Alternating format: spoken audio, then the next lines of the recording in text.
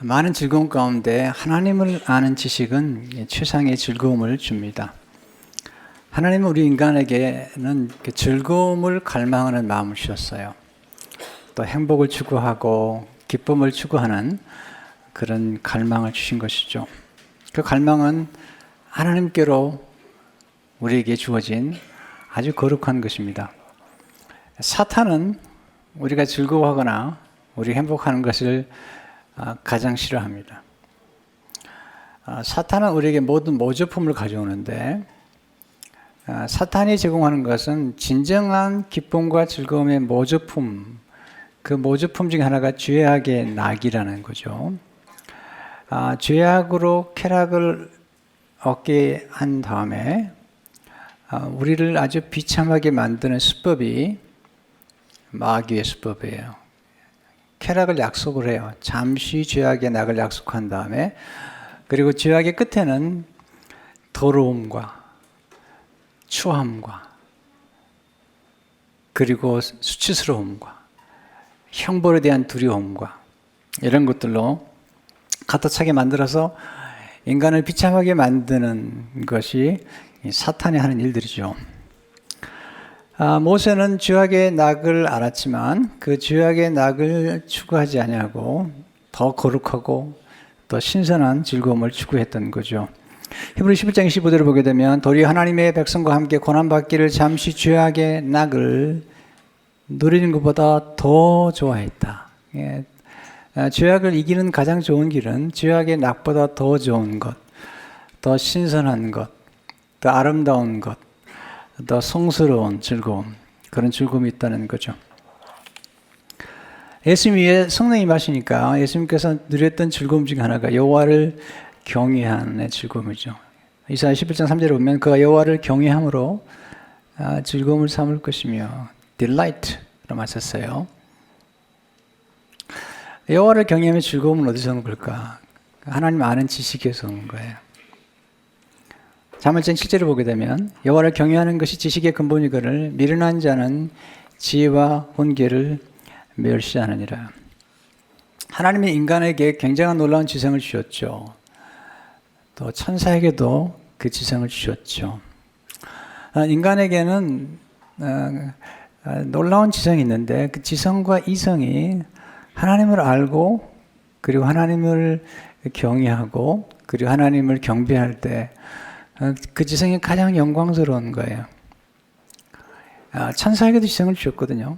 그러니까 하나님께서 지성을 준 것은 천사와 인간인데 천사 가운데 루시퍼가 그 지성을 가지고 하나님 반역했죠. 하나님께서 그 천사와 그 천사의 무리들, 반역한 무리들을 심판해 버리셨어요.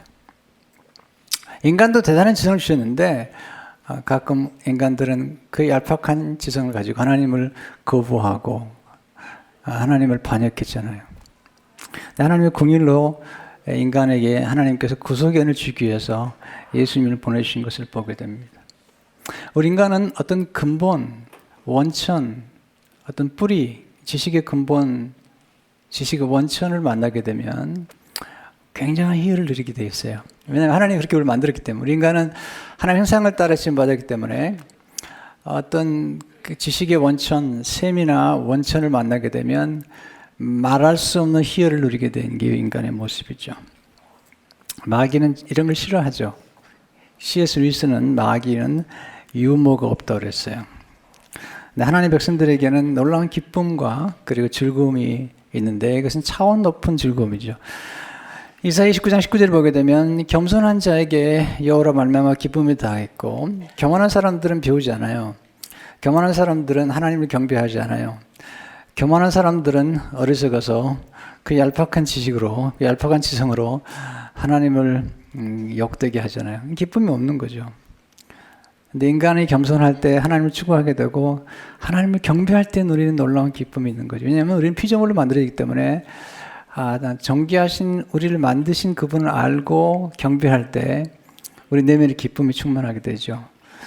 가난한 자가 이스라엘의 거룩하신 이로 말미암아 즐거워하리라는 거죠.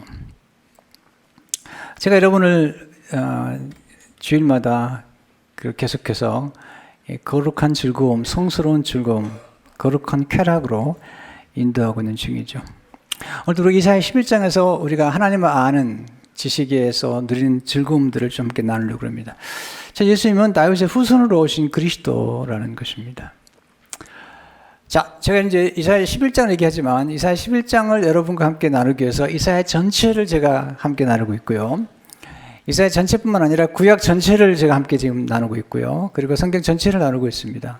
이게 이제 진리가 주는 깊은 깨달음이에요. 구약 성경 전체는 예수 그리스도를 증거하고 있어요. 역사 전체가 그리스도를 증거하고 있죠. 예수님께서 요한복음 5장 39절에서 이렇게 말씀하시죠. 너희가 성경에서 영생을 얻는 줄 생각하고 성경을 연구하거니와 이 성경이 곧 내게 대하여 증언하는 것이니라. 예수님 말씀하실 때 성경은 구약이에요. 예수님이 계시는 동안 아직 신약으로 완성되지 않았어요. 지금 우리가 영광스럽게도 신약이 완성돼서 신구약 전체에 스며들어 있는 예수 그리스도를 보게 된 거죠. 이사야서는 그리스도로 가득 차 있는 책이에요. 그리고 시편과 이사야서는 신약에서 가장 많이 인용하기 때문에 그 이유는 그리스도께서 그 안에 계시기 때문이죠. 우리는 그리스도가 아니면 하나님 아버지께 나아갈 수 없어요. 그리스도가 아니면 성령을 받을 수가 없어요. 그래서 그리스도가 모든 성경의 중심이고 역사의 중심인 거죠. 주님 말씀하시죠. 한번 14장 6절을 보게 되면 그래서 내가 그 길이요 진리요 생명이 나로 맘지 않고는 아버지께로 올 자가 없느니라. 하나님 아버지께로 아무도 예수님을 통하지 않고 나갈 수 없죠. 하나님 아버지는 이 모든 좋은 걸 다 가지고 계시는데 그 좋은 것을 주실 때 직접 주지 않으세요. 성삼위 하나님께서 하나님의 아들이신 예수 그리스도를 통해서 우리에게 주시는 거예요. 하나님께서 하나님의 아들이신 예수 그리스도를 통해 주시는데 그 통해 주시는 그 좋은 것들을 우리에게 전달해 주는 분이 누구냐면 성령이세요. 그럼 성령은 누가 보내셨는가? 성령은 하나님 아버지와 예수님이 보내신 거예요. 요한복음 15장 20절에 보면 내가 아버지께로부터 너에게 보낼 예수님이 말씀하신 아버지께로 너에게 보낼 보혜사 곧 아버지께로부터 나오시는 진리의 성령이 오실 때 그 나를 증언하실 것이 놀라운 거죠. 하나님 아버지의 영이신 성령께서 아버지로부터 나와요. 그런데 그 성령은 예수님을 통해서 아버지께로 오기 때문에 그리스도 영이라고 그러죠. 그래서 아버지로부터 나오며 그리스도로부터 우리에게 나오신 성령이 우리에게 주어진 거예요. 성경은 가장 우리 삶 가운데 축복되는 것은 하나님을 아는 지식이라는 거죠. 오늘 본문에 보면 이사야서에서 그리스도가 누구신가, 어떻게 오신가에 대해서 얘기하고 있죠. 이사야 11장 1절에 보면 이새의 줄기에서 한 싹이 나며, 이새는 다윗의 아버지죠. 그 줄기에서 한 싹이 났는데 이미 이새도 죽었고 이미 다윗도 죽었는데 이거 뭘 의미할 거예요? 그리스도를 의미하는 거예요. 곧 이새의 줄기에서 한 싹이 난다는 것은 이 다윗이 죽었는데 이제 다윗보다 더 위대하신 메시아, 다윗의 후손 오신 메시아가 한 싹이로 난다. 그 뿌리에서 한 가지가 나서 결실한다고 얘기하고 있죠. 놀라운 것은 예수님의 모습을 얘기할 때 싹, 순, 연한 순으로 얘기하는데 이 순의 특징이 뭐냐면 부드럽다는 거죠. 마귀는 폭력이죠. 마귀는 주로 거짓말과 폭력에 능해요. 근데 예수님은 온유하신 분이시죠. 근데 이 싹 순에 놀라운 힘이 있는데 그것은 엄청난 생명력이에요. 이 작은 순에서 거대한 나무가 만들어지기도 하고 나중에 거대한 숲이 형성되기도 하죠. 그래서 이사야 53장 2절 보면 그는 주 앞에서 자라게 연한 순 같고 마른 땅에서 나온 뿌리 같아서. 근데 이렇게 연한 순처럼 오신 예수님께서 여자의 몸에서 태어나셔야만 돼요. 그것도 어린아이로. 아치 연한 순처럼 태어나요. 그 이유는 뭐냐면 원복음, 요한복음 3장 16절이 복음이라면 요한복음 16절보다 더 원복음이 하나 있는데, 그래서 하나님께서 아담과 하와로 범죄케 했던 뱀, 사탄에게 주셨던 말씀이죠. 이 원복음을 통해서 신약과 구약 전체가 전개되는 거죠. 창세기 3장 15절의 말씀이 원복음이라고 해요. 내가 너로, 하나님 말씀하신 내가 너로 이 뱀에게 여자 원수가 되게 하고 내 후손도 여자 후손과 원수가 되게 하려니 여자의 후손은 내 머리를 상하게 할 것이요 너는 그의 발꿈치를 상하게 할 것이니라 하시고. 그러니까 메시아는, 사탄의 머리를 친 메시아는 반드시 여자의 후손으로만 와야 돼요. 곧 우리 가운데 사람으로 오셔야 돼요. 그러니까 하나님의 아들이신 예수님께서 사람으로 오셔야 되는데, 사람, 남자와 여자 사이에 태어나게 되면 아담과의 원죄를 가지고 태어나기 때문에 아담과 하와 그 남자 여자 사이가 아닌 특별한 방법으로 태어나셔야 돼요. 그래서 성령께서 오셔서 처녀의 몸에 태어나는데 그 사실을 예언하는 게 이사야 7장 14절이죠. 그러므로 주께서 친히 징조를 너에게 주실 것이라. 보라, 처녀가 잉태하여 아들을 낳을 것이요 그 이름을 임마누엘이라 하리라. 처녀가 잉태해서 아들을 낳았어요. 임마누엘, 하나님이 함께 하시다는 거죠. 근데 그 아이가 누군가? 이사야 9장 6절에 이렇게 얘기하죠. 이는 한 아이가 우리에게 낳고 For to us a child is born. 한 아들 우리에게 주신 바야 돼. To us a son is given. 그의 어깨는 정사를 메었고 그 이름은 기묘자라, 모사라. 전능하신 하나님이라, 영존하신 아버지라, 평강의 왕이라 할 것입니다. 이 누구죠? 이 아이가 누구죠? 메시아, 그리스도시잖아요. 근데 이번에 특별한 분이시죠. 모든 나라를 통치하시는 그런 나라는 분인데, 그냥 통치하니까 정의와 공의로, 그 당시에 정의와 공의가 땅에 떨어질 때거든요. 그리고 지금도 정의와 공의가 땅에 떨어진 이런 불행한 시대 속에 살고 있는 거 아니겠어요? 근데 그분이 오시면 정의와 공의도 다십니다. 이사야 9장 7절을 보니까 그 정사와 평강의 더함이 무궁하며 또 다윗의 왕자와 그의 나라에 군림하며 그 나라를 굳게 세우고 지금 이후로 영원히 정의와 공의로. 놀라운 표현이죠. 공의처럼 아름다운 게 없거든요. 영원히 정의와 공의로 그것을 보존하실 것이라. 만군의 여호와 열심히 이를 이루시리라. 이 부분은 이제 제가 다음 주에 좀 더 설명해 드리겠어요. 그분이 누군가? 이새의 뿌리에서 오실 그리스도시다. 이사야 10장 10절에 보면 그날 이새의 뿌리에서 한 싹이 나서 만군의 기치로 설 것이요 열방이 그에게로 돌아오리니 그가 거하는 것이 영화로다. 그는 그리스도시죠. 이새의 뿌리에서 난다는 게 너무 놀라운 거예요. 이새의 가지가 아니라. 왜냐하면 예수님께서는 이새보다 먼저 계셨기 때문에 이새의 뿌리가 되는 거예요. 이새로부터 나온 것 같지만 사실은 이새보다 먼저 계신 분이고 열방이 그리스도에게 돌아오는데 구약은 이스라엘 백성, 선민이 하나님께로 돌아오지만 이 그리스도 이분, 우리 그리스도께서 오시게 되면 열방이 돌아온다는 사실을 강조하고 있죠. 예수님 반드시 여자의 몸에 태어나야 되고요. 그리고 육신의 몸을 입고 오셔야 하는데 그 육신의 몸을 입도록 역사하신 분이 성령이시죠. 우리가 매일 또 매주 1, 2부 시간에 우리 사도신경을 암송하는데 성령으로 잉태하셨어요. 처녀의 몸에서 오셨죠. 근데 그 역사의 모든 역사 속에 성령이 함께 하신 것을 보게 돼요. 두 번째, 예수님은 성령님과 더불어 사역하신다는 거죠. 이게 하나님 아버지가 계시고요. 그리고 예수님이 계시고 성령님이 계시죠. 항상 삼위일체 하나님이시죠. 유일하고 단일하신 하나님이 세 위를 가지고 역사하시는 거예요. 네. 예수님께 성령이 임하셨다. 이사야 11장에 보면 그 위에 여호와의 영이라고 써요. 여호와로부터 나온 영. 여호와의 영. 그 지혜와 총명의 영이요 모략과 재능의 영이요 지식과 의를 경외하는 영이 강림하시리니. 우린 거듭해서 삼위일체 하나님을 만나게 되는데요. 하나님 아버지께서 예수님께 늘 육신을 입었기 때문에 예수님은 하나님이시지만 육신을 입은 까닭에 성령을 보여주셔서 역사하시는 거죠. 요한복음 3절 보게 되면 하나님 보내시는 하나님 말씀하나니 이는 하나님의 성령을 한량없이 주십니다. 하나님 아버지께서 하신 일이 주로 이러죠. 아주 풍족하게 주시는 거죠. 성령을. 예수님이 성령을 받아서 제자들에게 부어주셨죠. 요한복음 20장 22절을 보게 되면 이 말씀을 하시고 그들을 향하사 숨을 내쉬며 이르되 성령을 받으라.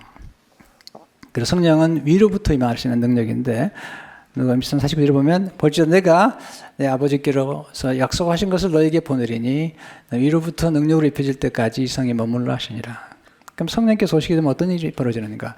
자, 지금 우리에게도 성령이 임하 계시고요. 또 우리 자녀들에게도 성령께서 임하실 때 어떤 축복을 드리는가? 하나님은 우리에게 지식을 주심으로 우리를 유익하게 만드시는데 특별히 하나님을 아는 지식이 얼마나 우리를 유익하게 만드는지. 실제로 성령님은 지혜와 총명을 주시는 영이시라는 거죠. 우리가 살아가면서 지혜와 총명이 얼마나 중요한데요. 특별히 성경에 보게 되면 지혜와 천명을 통해서 축복을 받았던 사람 중에 하나가 요셉이죠. 요셉.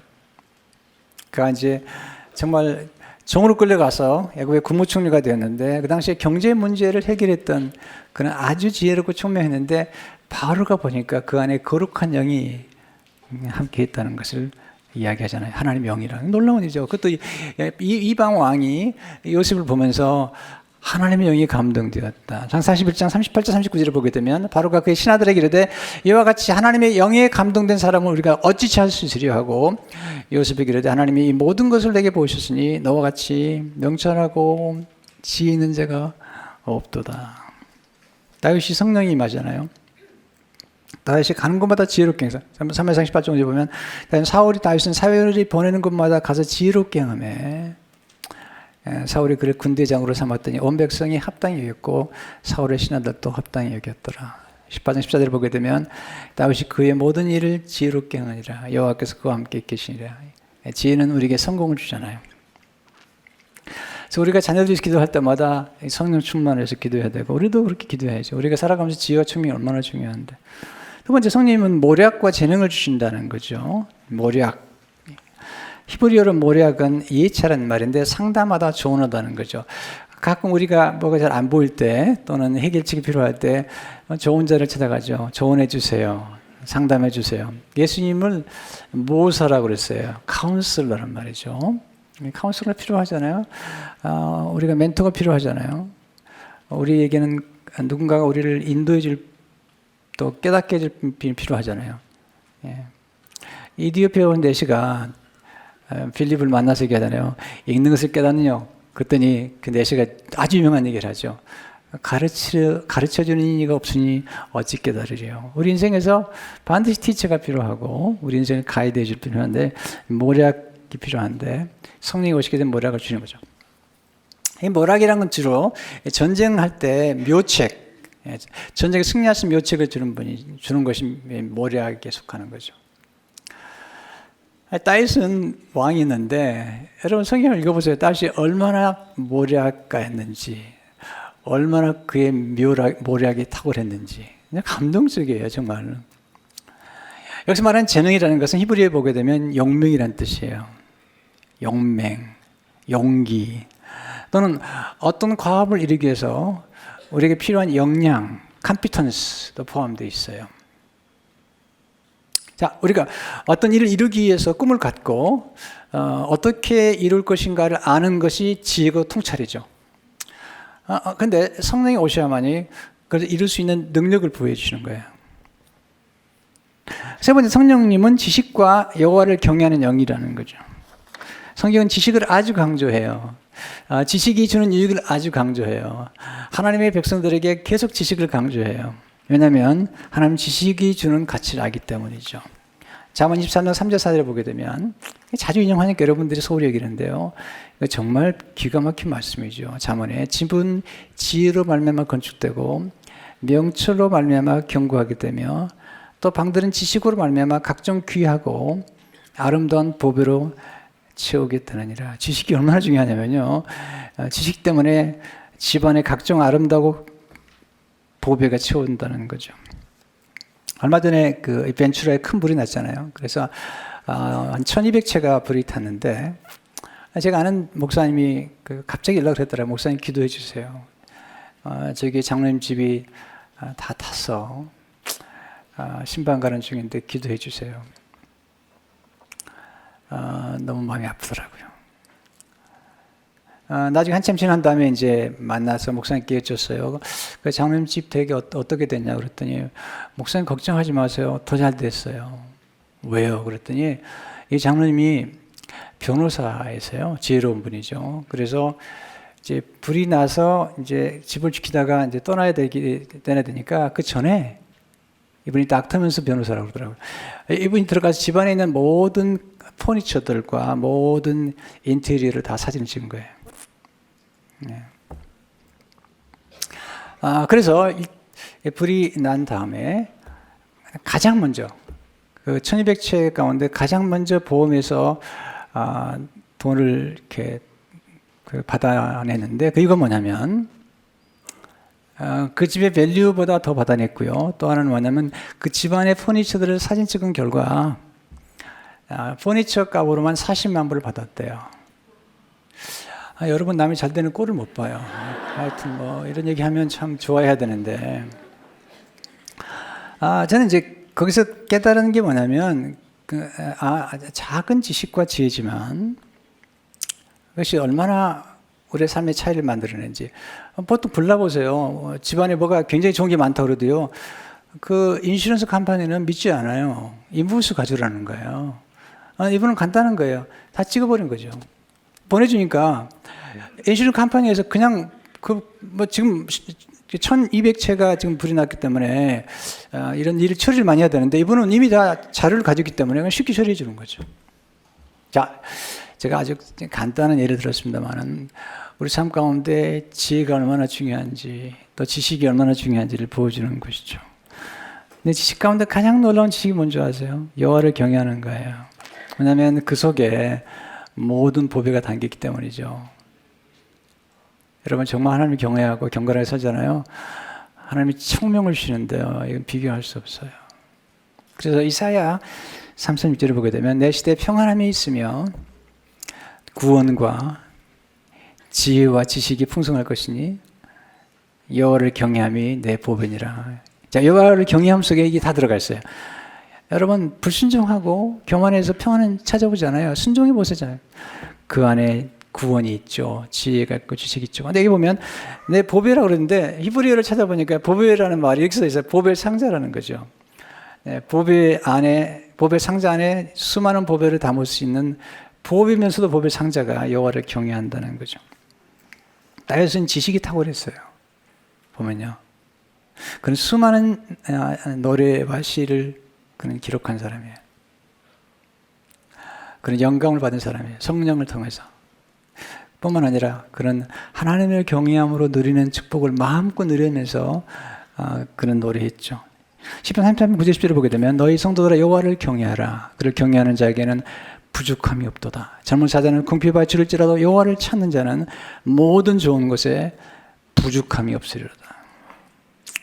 우리가 하나님을 믿고 하나님을 정말 경외하기 시작하면 부족함이 없는 축복을 누리게 되죠. 왜냐하면 성령께서 오시게 되면 진정한 지혜와 총명을 주거든요. 우리가 좀 어리석잖아요. 살아가면서. 왜냐하면 성령을 의지하지 않아서 그래요. 내 지혜를 의지하는데 하나님 말씀하시죠. 너는 여호와를 내 명체를 의지하지 말며 범사에 그를 인정하라. 그래야 내 길을 지도하시라는 거잖아요. 세 번째 예수님은 여호와 하나님이시라는 거죠. 여호와 하나님. 구절을 보시면 내 거룩한 산 모든 곳에서 해됨도 없고 상함도 없을 것이니 이는 물이 바다를 덮은 같이 여호와를 아는 지식이 세상에 충만할 것입니다. 하나님 이름 중에 하나가 여호와잖아요. 이름 속에 모든 게 담겨 있습니다. 우리가 이제 하나님을 알려면 하나님의 이름을 자꾸 알아야 되는데 하나님이 다양한 이름을 가지고 접근하신데 그 이름의 원조와 같은 게 여호와거든요. 근데 이 이름의 이제 정체, 하나님이 누구신가에 대한 여호와 하나님에 대한 정체를 얘기할 때 곧 그리스도가 여호와라는 거죠. 자, 이제 이사야서를 보게 되면 우리가 이제 여호와 하나님 그러면 이제 하나님 아버지를 주로 생각하지만 성경은 여호와 하나님께서 아들 예수님을 보내셨고요. 그 아들 예수님도 여호와시라는 거예요. 제가 노트는 안 기록했지만 이사야 25장 23절을 요즘 제가 이제 이사야 11장을 위해서 이사야 전체를 자꾸 보거든요. 이사야 25장 23절을 보게 되면 그때 달이 수치를 당하고 해가 부끄러지 않은 이는 만군의 여호와께서 시온산과 예루살렘에서 왕이 되시고 그 장로 앞에서 영광을 나타내실 것이라. 보세요. 시온산과 예루살렘에서 왕이 되신 분은 그리스도밖에 없어요. 그분이 여호와라는 거죠. 여호와 하나님. 출애굽기 3장에 보게 되면 모세가 하나님을 만나죠. 모세가 하나님을 만나는데요. 하나님을 만난 모세가 히브리서 보게 되면 그가 그리스도를 만났다고 그랬어요. 히브리서 보게 되면 그가 죄악의 낙을 누리는 것보다 하나님의 백성과 고난받는 걸 더 좋아했을 뿐만 아니라 그리스도를 위하여 받는 능력이라고 그랬어요. 모든 재물보다 더 낫게 하겠다는 거죠. 그런 그리스도를 만났죠. 어디서 만났을까요? 출애굽기 3장에 보면 가시불꽃 떨기 나무 가운데에서 하나님이 나타나셨는데 그분이 그리스도시에요. 성경학자들은 구약에서 가끔 그리스도께서 내려오셨는데 그 그리스도께서 아브라함을 만나셨고요. 왜냐하면 성경에 보면 아브라함이 예수님의 때를 보았거든요. 아브라함이 예수를 만났거든요. 아브라함이 복음을 받았다고 갈라디아서 나오거든요. 자, 그러면 구약에서 그리스도께서 잠시 내려온 현장이 있는데 그게 바로 출애굽기 3장의 동안의 사건이거든요. 이제 모세에게 내 백성을 바로의 손에서 건드리라고 사명을 주시잖아요. 그때 모세가 물어보죠. 내가 가긴 가겠는데 누구 이름으로 나를 보내는지 궁금합니다. 하나님, 당신 이름 뭡니까? 그때 하나님께서 놀라운 말씀 주시죠. 이렇게 3장 14절을 보게 되면 하나님 모세에게 이르시되 나는 스스로 있는 자이니라. 이르시되 너는 이스라엘 자손에게 이같이 이르기를 스스로 있는 자가 나를 너에게 보내셨다 하라. I am who I am. 나는 스스로 있는 자다. 놀라운 말씀이죠. 영어로 보면 I am who I am 이라고 썼는데요. 이건 나라는 거죠. 나다. 이런 얘기죠. 모든 우주를 다 만들고 통치하는 나다. 설명이 필요 없고 나는 자존한다. 누구에 의해서 존재하는 게 아니라 나는 스스로 존재하는 자다 하는 거죠. 자, 인간은 결코 자존하지 않아요. 인간은 태어날 때도 분명히 부모를 통해 태어났고요. 인간은 결핍된 존재로 태어났어요. 스스로가 스스로 안에서 만들어지지 못해요. 어렸을 적에 어머니의 젖을 먹고 자랐고요. 지금도 우리는 공기를 공급받아야 돼요. 여러분요, 대단하다고 생각하지 마세요. 대단한 존재 아니에요. 교만 들지 말라고요. 10분만 산소가 공급되지 않으면, 만약 10분 동안만 매연에 질식돼서 있다면 죽어요. 대단한 존재 아니에요. 착각하지 마세요. 뭘 가졌다고요? 네, 착각하지 마세요. 그건 어리석은 거죠. 하나님이 주시고 하나님이 지금 살려주신 거예요. 생사화복을 주장하신 분은 하나님이세요. 10분만 산소 공급이 안 되죠. 우리는 죽어요. 물, 음식 공급받아야 돼요. 인간은 늘 결핍된 존재예요. 뿐만 아니라 정서적으로 결핍되어 있어요. 그래서 인간은 늘 칭찬과 인정과 그리고 사랑을 받아야만이 존재할 수 있어요. 네. 목사님, 칭찬 안 받아도 돼요? 인간이 누군지를 모르는 사람이 그렇게 생각하는 거예요. 그냥 외로운 사람이죠. 여러분, 사람은 누군가의 인정과 더불어 살게 돼 있어요. 인정과 칭찬과 그리고 격려를 받아야 돼요. 사랑을 받아야 돼요. 그렇게 공급받아야 돼요. 날마다 공급받아야 돼요. 여러분, 우리 자녀들에게 원하는 게 뭘까요? 어떤 건 다 돈을 해결하는데요. 노노노는 아닙니다. 함께 있어달라는 거죠. 사랑해달라는 거죠. 왜냐하면 우리 인간은 정서도 결핍되어 있기 때문에 그래요. 그래서 어제 내가 사랑을 받았다고 오늘 필요 없느냐? 그렇지 않아요. 마치 우리가 먹은 음식이 어제 하루로 끝난 것처럼 어제 받은 사랑 오늘 또 받아야 돼요. 우리는 이걸 몰라요. 어떤 남자들은 딱 결혼할 때 딱 한 번 사랑한다고 얘기하고 그다음부터 안 하더라고요. 물어보죠. 당신 사랑해? 그럼 내가 꼭 말을 해야 되겠어? 여러분, 말해야 알죠. 인간은 언어의 존재이기 때문에 우린 귀로 들어서 우린 삶을 살아가는 사람들이에요. 우린 영적인 존재이기 때문에 영적으로 늘 결핍되어 있어요. 그래서 예수님께서 말씀하신 사람이 떡으로만 사는 게 아니고 하나님의 입으로 나오는 말씀으로 말미암아 사느니라. 우리는 하나님 말씀을 들어야 돼요. 성경 말씀을 읽기 전에 듣게 돼 있어요. 우리 인간은 먼저 듣게 돼 있어요. 그렇게 만들어졌어요. 어린아이가 이제 잉태되면 제일 먼저 시작되는 게 귀라고 그래요. 그리고 이 땅을 떠날 때 마지막까지 남아있는 게 귀라고 그래요. 네. 우리가 볼 때 의식이 이런 것 같지만 귀는 듣고 있어요. 제가 임종을 지켜보는데요. 늘 그걸 경험해요. 네. 사람은 하나님과 영적인 접촉을 하고 겸손하게 하나님 앞에 경배하고 하나님을 찬양할 때 우리 영혼 깊은 데서부터 흘러나오는 기쁨이 있는 거예요. 근데요, 구약에 나온 이름 가운데 나는 이다, I am 이라는 말과 함께 더 중요한 또 하나의 이름이 있는데요. 나는 그니라는 거예요. 여러분 보세요. 이 모든 만물을 만드신 하나님께서 이사야 보면 질문하죠. 이 모든 만물 누가 만들었냐? 누가 역대로부터 사람들을 이끌어 모았느냐? 이렇게 물으신 다음에 그 다음에 하시는 말씀이 내가 그니라. 이사야 41장 4절을 보게 되면 이 일을 누가 행하였느냐? 누가 이루었느냐? 누가 처음부터 만대를 불러내었느냐? 나 여호와라 처음에도 나요. 나중에 있을 자에게도 내가 곧 그니라. I am he. 이사야 48장 12절을 보게 되면 야곱아 내가 부른 이스라엘아 내게 들으라. 나는 그니.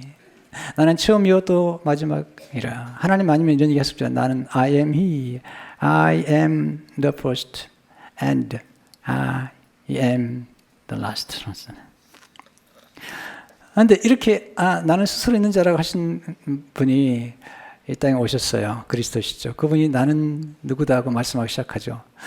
나는 선한 생명의 떡이다. I am the bread of life. 나는 선한 목자다. 나는 양의 문이다. 나는 세상의 빛이다. 나는 길이다. 나는 진리다. 나는 생명이다. 나는 부활이다. 이렇게 말한 분은 그리스도밖에 없어요. 유대인들이 예수님께서 나는 이다 라고 할 때 충격을 받죠. 요한 8장 58절을 보게 되면요, 놀라운 얘기예요. 예수 그리스도의 진실로 주신 너에게 이르노니 아브라함이 나기 전부터 내가 있느니라. 내가 있었느니가 아니에요. 이거 영어에 보시면요, Before Abraham was born, I am 그랬어요. 이게 헬라어로는요, 내가 있느니라는 헬라어로는 뭐냐면 에고엠인데 나는 스스로 있는 자라는 뜻이에요. 이 말을 들은 유대인들은 너무 충격을 받은 거죠.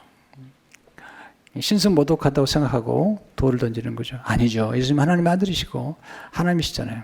그렇게 얘기하시는 분이죠. 예수님이 이제 사마리아 여인을 만나죠. 만나가지고 인심축제 하다가 이제 사마리아 여인 안에 있는 놀라운 비밀들을 알려주기 시작하죠. 그가 누구인지, 남편이 몇 명인지. 근데 그 안에, 그 여인의 안에 예배에 대한 갈망이 있었던 거죠. 예배 얘기를 하다가 놀라운 일을 하죠. 요한 4장 15절에 오게 되면 여자가 이르되 메시아 곧 그리스도라는 이가 오실 줄을 내가 아노니 그가 오시면 모든 것을 우리에게 알려주시리다. 내 그리스도가 오시면 모든 걸 알려주실 겁니다. 26절에 뭐라고 하시나요? 예수께서 이르시되 내게 말은 내가 그러하시니 I who speak to you am he. 내가 그니라. 가룟유다가 이제 예수님을 이제 30명에 팔아서 넘겨주려고 막 군인을 데리고 오죠. 그래서 뭉치 같은 거 데리고 클럽이라고 하는데 데리고 예수님께 와서 예수님이 이제 기도하실 때 오죠. 와서 예수님 찾죠. 예수님께서 제자들을 보호하려고 이제 하시면서 나사렛 예수가 누구냐 그랬더니 예수님께서 하신 말씀이 내가 그니라. I'm he. 그때요. 예수님을 잡으러 왔던 군인들과 가룟유다와 모든 사람들이 그 말 한마디에 다 엎드려 경배하죠. 6절을 보시면 예수께서 그들에게 내가 그니라 하실 때 그들이 물러가서 땅에 엎드러지니라. I am he. 왜냐하면 내가 그라고 하신 그 예수 그리스도는 천지를 만드신 분이시죠. 빛이시라 하실 때 빛이셨던 그 놀라운 말씀의 능력으로 내가 그니라. 내가 하나님이니라. 거기서 이제 사람들이 엎드리죠. 물론 예수님께서 십자가를 지셔야 되기 때문에 그들이 끌려가셨지만 그 예수 그리스도의 그 오미하신 그 말씀 앞에 그들은 경배할 수밖에 없죠. 여러분 하나님 알고 하나님의 아들을 이름을 아는 자는 복이 있는 사람. 우리는 복받은 사람들이죠. 예수 믿으면 시편 33편 12절을 보게 되면 여호와를 자기 하나님으로 삼은 나라 곧 하나님의 기업으로 선택된 백성은 복이 있도다. 시편 143편 15절을 보게 되면 이러한 백성은 복이 있나니 여호와를 자기 하나님으로 삼은 백성은 복이 있도다. 여러분 우리는 원래 하나님 예수 믿기 전에는 이방인들이었잖아요. 그리고 우리는 성경 보니까 마귀의 자녀였어요. 요한 8장 보면요, 너희 아비 거짓 마귀라고 그랬거든요. 그리고 성경 보면 진노, 하나님의 진노가 머물러 있었어요. 근데 예수 그리스도께서 오셔서 하나님의 진노를 대신 담당하시고 예수를 믿음으로 하나님의 자녀가 되게 하시고 legally, 법적으로 예수님과 똑같은 특권을 누릴 수 있는 하나님의 아들로 만들어주셨죠. 요한복음 1장 12절을 보게 되면 영접하는 자고 그 믿는 자들이 하나님의 자녀가 되는 권세를 주셨으니. 여러분, 하나님의 자녀가 되는 권세가 뭐죠? 제일 축복이 뭐죠? 물론 하나님의 자녀가 되기 때문에 주신 축복이 제일 많지만 그 중에 가장 큰 권세의 축복이 뭘까요? 하나님 아버지께 아무 때나 나갈 수 있다는 거죠. 아무 때나 액세스 할 수 있는 거예요. 이게 가장 중요한 축복인 거죠.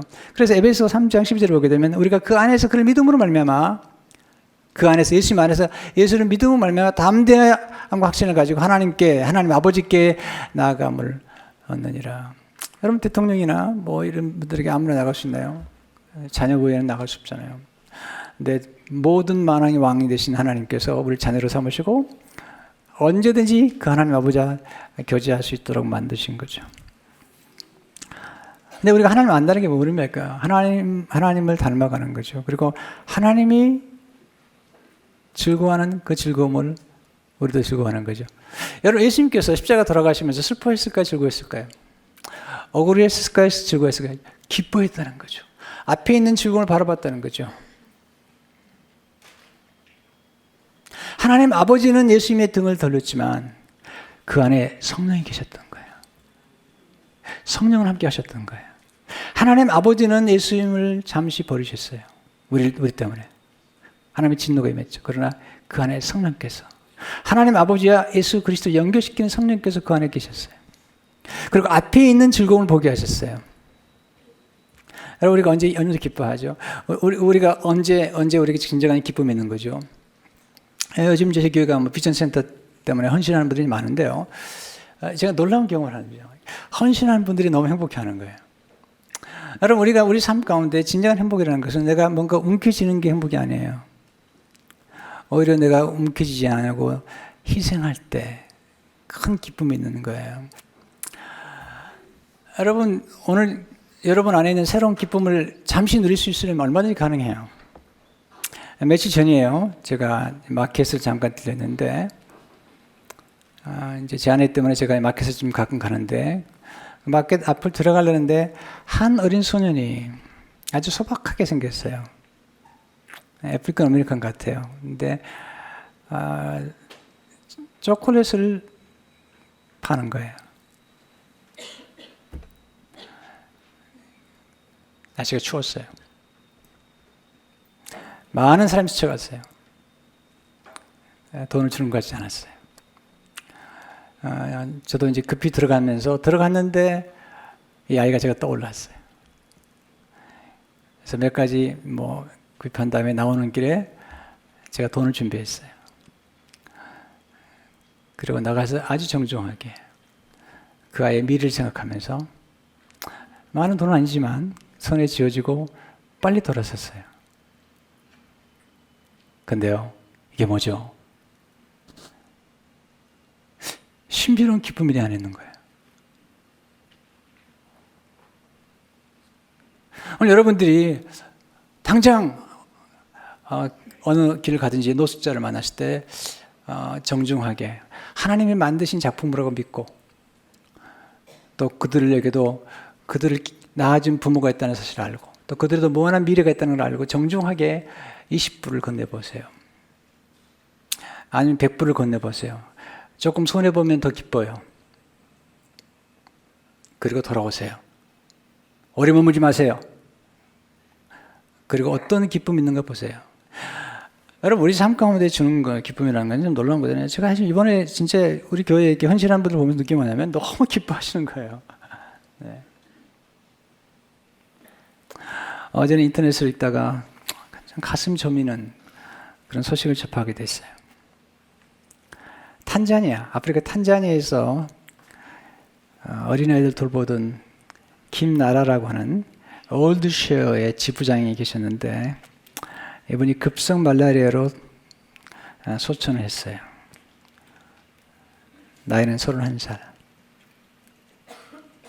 대학생 시절에 코이카 새마을운동봉사단으로 탄자니아를 갔어요.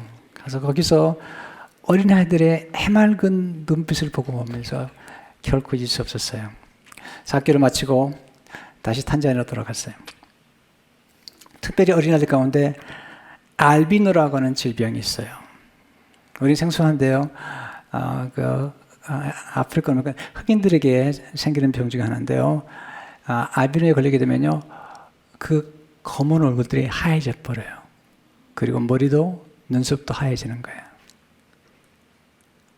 근데 비참한 건요, 그 나라의 잘못된 미신이죠. 미신인데, 그 탄자니아 사람 가운데는 이렇게 얼굴이 하얘지고 머리가 하얘지고 눈썹이 하얘진 그리고 시각도 잃어가는 그런 알비노의 신체를 가져가면 부자가 된다는 그런 말도 안 되는 무지가 있는 거죠.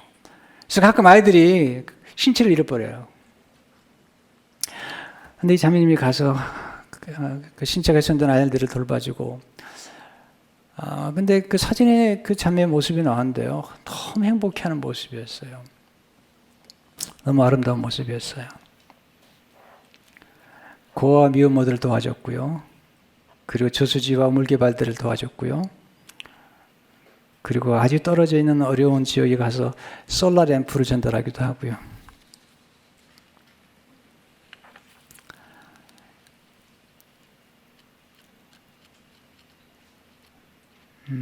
그 송금영 그 주 탄자니아 대사가 이렇게 얘기했어요. 고인은 어려운 탄자니아 벽지 마을을 방문해 알비노 등 불우한 이웃을 돕다 헌신했다.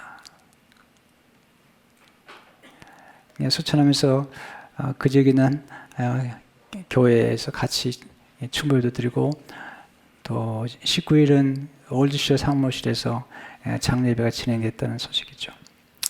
더 감동스러운 건 뭐냐면 마틸다 마스카라고는 주한 탄자니아 대사가 이분을 만났던 것 같아요. 생전에 만났던 고인은 말하는 내내 아름다운 미소와 확신을 가지고 펼칠 계획들을 말했다. 김 씨의 사망 소식 듣고 마음이 무너졌다. 근데 그 다음 말이 제 마음에 깊이 차가웠어요. 잊힐 수 없는 언어로 찾아와서 그녀는 이기심 없는 아름다운 영혼의 소유자였다. 빛나는 별로 우리에게 영원히 기억될 것이다. 이기심 없는 아름다운 영혼의 소유자. 목사님, 제가 너무 부끄럽습니다. 우리 얼마나 좀 가지면 그걸 지키려고 얼마나 많은 사람들을 괴롭힙니까? 그 대단한 권력도 아닌데 그 권력을 지키느라고 얼마나 사람들을 괴롭혔습니까? 얼마나 많은 사람을 빼앗습니까? 그리고 이제 그 권력에서 내려오면 그동안에 저질렀던 모든 것들을 다시 다 드러내가지고 우리나라 보세요. 난리가 아니지 않습니까, 지금? 네. 그 알량한 권력 좀 지키느라고 수많은 사람들을 괴롭히잖아요. 행복해 보이지 않거든요. 취해 보이잖아요. 근데 이 김나라라는 이 자매님이 불행했을까? 혼자 살면서 그렇게 생각이 안 되거든요. 거룩한 행복, 신선한 행복, 이건 정말 남을 도와주면서 누릴 수 있는 영광스러운 행복, 그 기쁨은 그리스도에게서 나온 거거든요. 물론 우리가 일상의 삶 가운데 여러 가지 기쁨을 누리시지만 우리가 하나님을 알아가면서 그 예수 그리스도님을 닮아가면서 누릴 수 있는 그런 기쁨이라는 것은 굉장히 아름다운 것이죠. 저는 여러분과 또 저를 스스로가 이런 기쁨으로 인도하고 싶어요. 그리고 가능해요.